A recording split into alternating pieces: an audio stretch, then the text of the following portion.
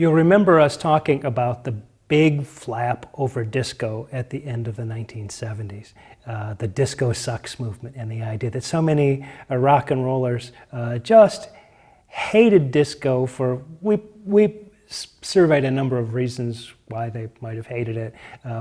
I come down on the side of whatever role some of the other elements might have played. I think that deep down most rock and rollers knew that disco ultimately threatened a lot of the aspects of the hippie aesthetic that were so central to the rock music that those rock fans, like, they saw it threatened by disco. And they saw it really threatened because radio stations were changing formats and all that kind of thing. Well, the 70s turn into the 80s. As we go into the 80s, disco kind of falls, just the fad for disco sort of falls away. It gets absorbed into all kinds of things. We talk about Michael Jackson's music and Madonna's music. The video, it starts to become about watching other people dance on these videos and this kind of thing. But disco music, that is the idea of dancing music in a club that is masterminded or controlled by a DJ who's controlling what music is played, that doesn't go away. It goes off the mainstream. It's no longer, a style, so to speak. But it's not, it continues to be a kind of a practice, a musical practice. And so you can, and we will in just a minute, sort of look into how it is that disco continued, but continued as a kind of a club scene. In other words, disco in some ways kind of maybe went back underground after it emerged in the late 1970s and into the 1980s. Anyway, some of the important scenes that we can talk about there lead directly to something that emerges in the 1990s called electronic dance music. Some aspects of electronic dance music are sometimes called techno. And I can tell you, back in the 90s when I was teaching this course, a lot of people were telling me, techno is the next big thing. It's going to replace rock and roll and rap, and it is the music of the future. This is the new rock and roll. Didn't quite work out that way, although the music was quite successful and the movement was quite successful. So let's talk a little bit about how all that played out in a rather sort of quick survey kind of way. The important thing to think about when you think about any kind of dance music is the job of making the dance music thing happen has to do with the DJ. And like a band playing a live gig, playing a party or something, you got one job, and that job is to keep people on the dance floor dancing. While a band can reorganize the tune live and play different sections, however they want to do, depending on how they've got it worked out, a DJ is really a lot more restricted in a lot of kinds of ways because they have to depend on things that are already recorded or things they can produce in addition to the recording to keep the music going. So we've already talked about, we're talking about the roots of hip-hop, how DJs would oftentimes take, a great sort of danceable part of a tune and have it on two different turntables and just kind of use the same record on two turntables and just keep extending that by coming back and back again to it. Now we've got the possibility that in the 90s that people can do that digitally, and so the possibilities are greatly multiplied. But here, we've got to keep in mind is the DJ is the person who really kind of, if a DJ is a creative person, and I believe they are, they're a person who takes this music and recombines it in interesting kinds of ways to sequence it to keep the party going. You can be a bad DJ. The thing can fall apart. It can be not much fun to dance in your club. It takes some artistry to make it happen. It isn't just sitting back there and pushing the button. Anybody can do it. People think that, but there's a lot of artistry involved. So let's take a look at some of the early scenes that developed in disco and continued along afterwards. Larry Levan in New York was a top disco DJ at the Paradise Garage Club, and the way that he put the music together is often called garage style, coming out of the 70s and into the 1980s. If we go to Chicago, we get a guy by the name of Frankie Knuckles who'd worked with Larry Levan but moved to Chicago and created a slightly different style which he called house style. And sometimes what he would do is not only resplice the records together, but he'd also get a drum machine and maybe a synth and add extra beats and stuff so that he would be able to sort of create ever fresh and ever new versions of tunes that had really already been recorded. So we would bring a lot of different kinds of things together. In other words, doing everything he could to take the best bits of the record and extend them so that he could keep people dancing on the floor. In Detroit, a slightly different kind of approach developed by three guys who were often called the Belleville Three. Belleville's actually a town in suburban Detroit area. Juan Atkins, Derek May, and Kevin Saunderson. They kind of blend together sort of P-funk kind of grooves with European synthesizer music like Kraftwerk and things like that. So you get this kind of groovy sound, but with all this kind of, futuristic synth kind of thing going on. That's often thought of as the Detroit house style, but some people think that's really the sort of beginning of techno because of the emphasis on the sort of more atmospheric synthesizer kind of thing.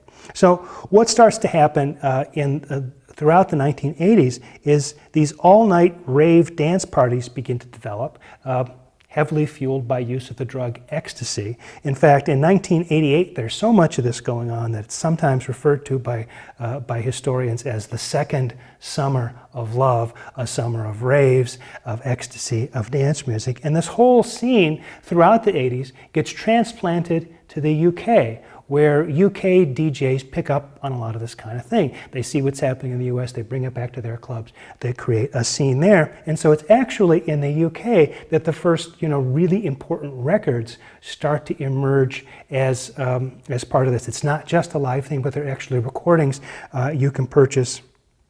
The first UK hits are by groups like Orbital, Moby, and Prodigy, and this happens in the early 1970s, or early 1990s, I'm sorry. What then happens is that UK scene, as these records start to have a little bit of commercial success over there, sort of makes its way back to this country again, and we get this rave culture coming to the US in places like New York, San Francisco, and Los Angeles, and we start to see by the end of the 90s hits in this country that are more in the electronic dance music, techno kind of style. So we get, for example, in 1997 from the Chemical Brothers, we get Dig Your Own Head, number 14 on the pop charts, of course, number 1 in the UK. From Prodigy, we get Fat of the Land in 1997, number 1 on both sides of the Atlantic. And Moby's album from 1993 called Play, number 1 in the UK, number 38 in this country. So we really see a resurgence of dance music, but done in a way that's maybe a little less simplistic or pop-minded than, say, The Twist or Saturday Night Fever, some of the other dance movements we've seen through the course of rock history. Here, these artists that I'm talking about here, Chemical Brothers, Prodigy, Moby, they pride themselves on being sophisticated, not in sort of, using a mechanical beat so everybody can dance, but creating a kind of a hipper, more sophisticated kind of music. And so that's sort of the story, a very brief and probably unfair survey of electronic dance music, but it gives you some idea of other things that were going on in the 90s. Well, we come now to the conclusion of the course and the conclusion of not only part 2, but for those of you who've been with me through part 1, the conclusion of the whole thing. And I want to leave you with a couple of parting thoughts. The first thing that I want to share with you is the idea that as time passes, our perception of the past changes. As historians, we try to be as objective and tell you how things really were at the time. Try not to be filtered by what we like now. So in other words, just picking out the things in the past that we like.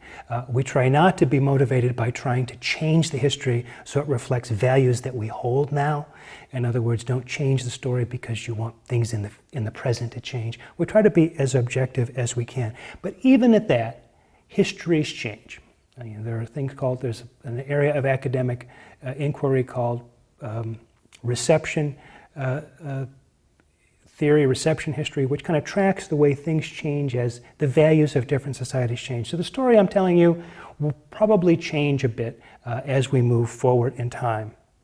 Sometimes what may seem important at the time that it's happening, for those of you who grew up in the 60s, 70s, or 80s, turns out to be less important than we thought it was at the time. And it can also turn out that things that we didn't think were very important at the time end up being more important than we thought we were going to be. It takes time and historical distance for us to be able to figure those kinds of things out. History really does its best work when it's able to distance itself from the actual events and look back at them with a kind of disinterested, objective kind of way. You can't read history pulling for the home team, pulling for your favorite band. You can't read history as a way of justifying or validating your own personal tastes in music. You have to be objective about it. And so when we talk about the 1990s, it's more difficult than any of the other lectures that we've had up to this point, because the dust hasn't completely settled on the 1990s. We're not really sure whether the things we think are important now will end up sort of shaking out once we have a little bit more distance away from it as really being the important things. I think most of what I'm telling you in these videos this week is probably going to remain pretty consistent. I have to say I've been saying this for 10 years, and it's easier now to talk about the 90s than it was 10 years ago when we're only a few years out of the 1990s. Getting into the period after the year 2000, that's really all still happening. So it's not really history, and it's very difficult to tell how all that's going to shake out. At any rate, I want to thank you for sticking with me through the entire course. If you've just been here with me through part 2, thank you very much for your attention and for being a part of the course in part 2. If you're somebody who started with me in part 1 and now you're ending part 2, thanks for sticking with me with both parts of the course. For those of you who haven't had part 1 yet, that course will be offered again very shortly here on Coursera. Thank you very much.